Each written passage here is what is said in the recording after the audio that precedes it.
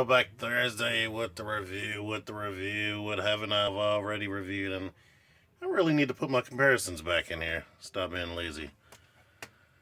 Eh,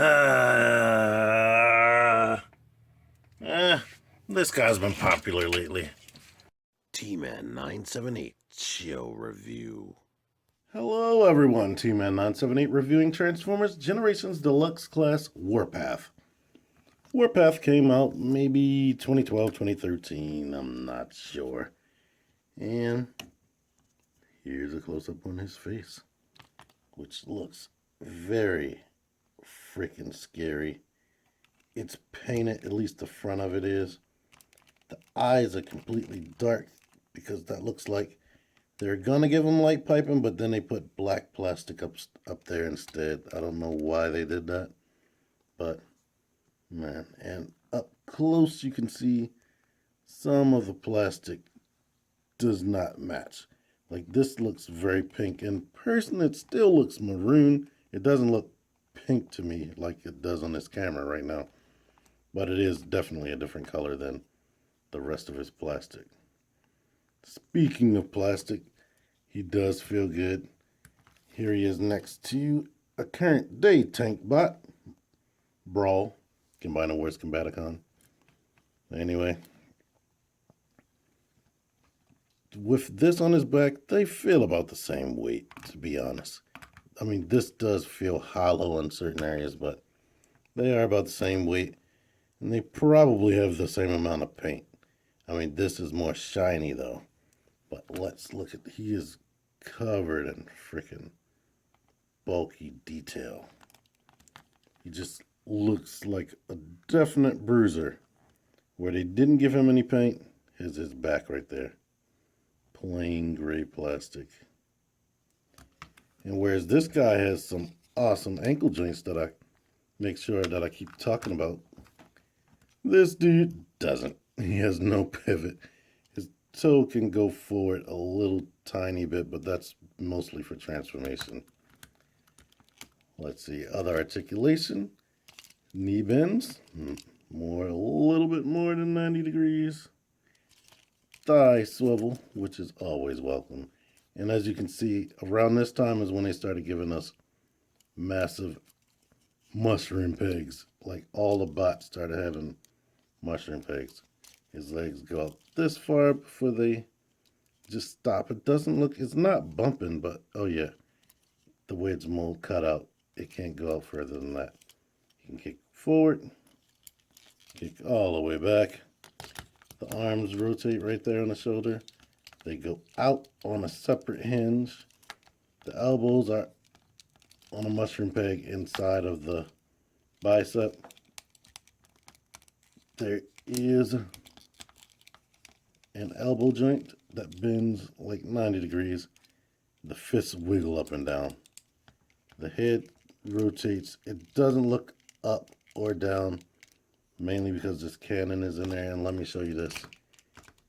Going from vehicle mode to robot mode, he does have like an automorph feature. Like you push that in, the head pops up, which is cool. He doesn't come with any guns, but his hands do have the 5mm pegs. So let's see if he can hold this. I'm not sure if I ever, yes. He can hold guns, which is always awesome. But he doesn't come with a gun, not just because Hasbro's cheap, but because he has this gun in his chest right here. He has this missile rack up here, and he also has an actual missile launcher right here, which up until I decided to start this review, it worked for freaking years, but now it's messing up on me. It won't load, but let's see. Yeah, it fired. And just to note, I cut the missile because when you put it in here, the missile used to hang all the way out this far, which was freaking ridiculous. I had problems posing him on the shelf with other robots because he'd be knocking them down with his massive missile peg. But before I go to transformation, here he is next to another robot, and this further cements that Planet X's Kalos had 2012, 2013 generations in mind when they designed him, because they definitely have like the same type of proportions. But anywho, one issue I have besides not having ankle pivot, this doesn't clip in as tight as I would want it to. I don't remember it doing that. Maybe it's just age, but it's not clipping in, and that's kind of frustrating. The arms, I admit, do look a little weird because there's a big gaping hole in his forearm, and when they bend, it looks like that. It just looks like it's already halfway transformed. If you want to, you can even have him more armed by lifting that panel up, pushing his fist in, shutting it, and now he can have some Mega Man arm busters, like choo choo choo choo choo choo choo choo choo, to give him even more firepower. And of note, he's covered in these weapon clip-on points, but they didn't give him a clip-on weapon, which is unfortunate. So, yeah. Transformation.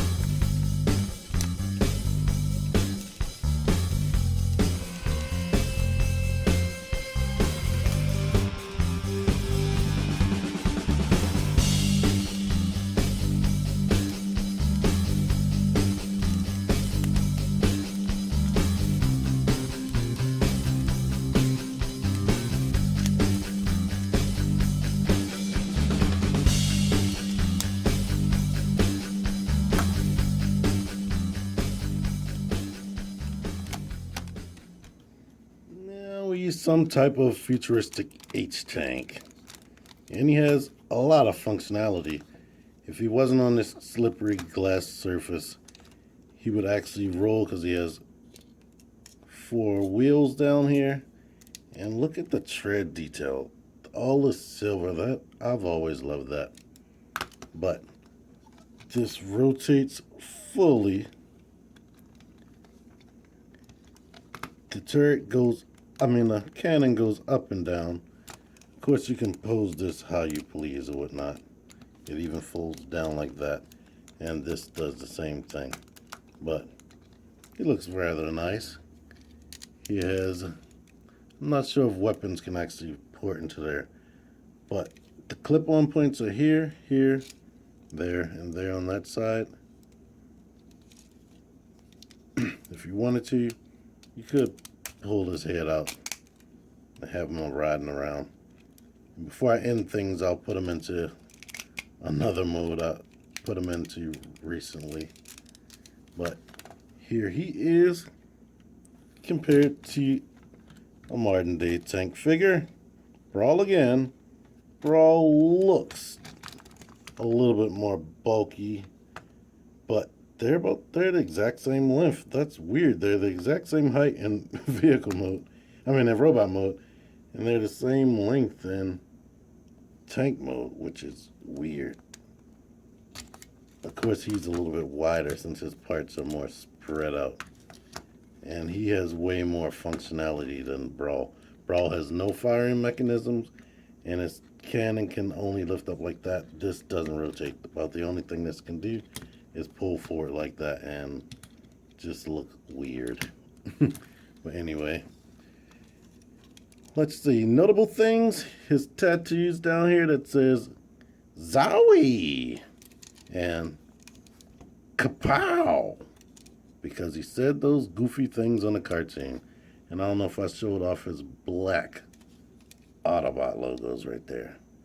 I guess they had to go with black because they're too cheap to make it red with a silver outline. Or maybe they just wanted it black to be blending in more. I don't know. And this, every time they put like a black little almost squarey thing on a transformer, it always makes me think about the rub symbol. So maybe that's a rub symbol homage. or I don't know. But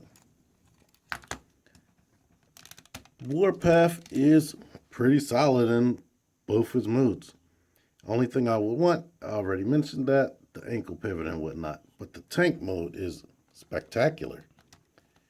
I wish this didn't work. I mean, this worked better, but that might be my own fault. So let's show off that last final mode, and then I'll end things.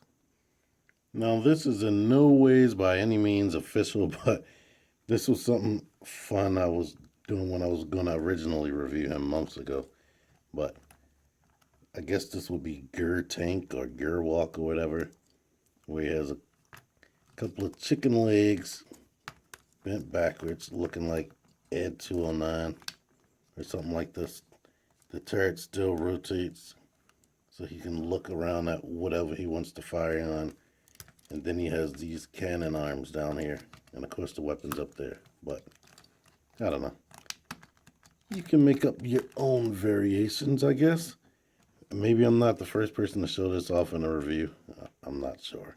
But anyhow, like I said, I like Warpath. And chances are, since you're still watching this video, you like this video. So make sure you pause right now and click the like button. That's the one with the thumbs up.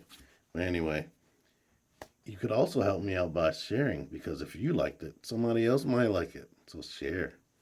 Subscribe if you haven't already subscribed. Comment down below. I'll answer that. T-Man978 out of here. Thanks for watching.